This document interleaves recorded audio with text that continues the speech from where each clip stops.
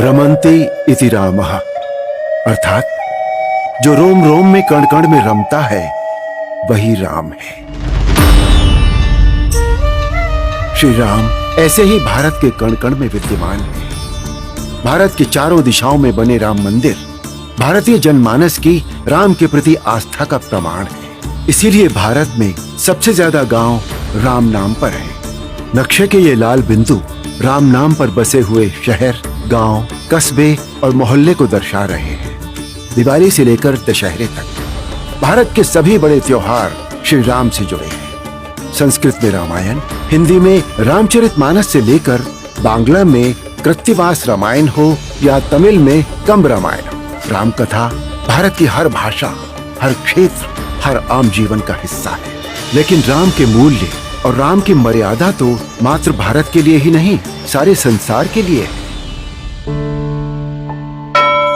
श्री राम की कथा सिर्फ भारत ही नहीं, विश्व के अनेक देशों में भी सुनाई जाती है। जैसे कंबोडिया में राम कथा को रीमकर कहा जाता है, जिसे कंबोडियन शास्त्रीय नृत्य के माध्यम से दिखाया जाता है। वहीं फिलीपींस में महारादिया लावण एक महाकाव्य है जो स्थानीय भाषा में रामायण का ही एक रूप है।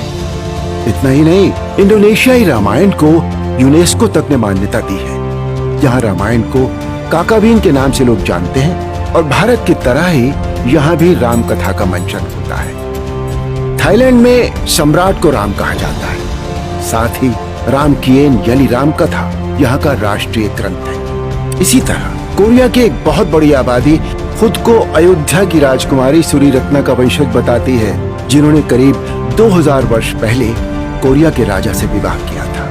नेपाल, श्रीलंका और मॉरिशस जैसे कई देश हैं जो श्री राम के मूल्यों से पूरी तरह जुड़े हुए हैं।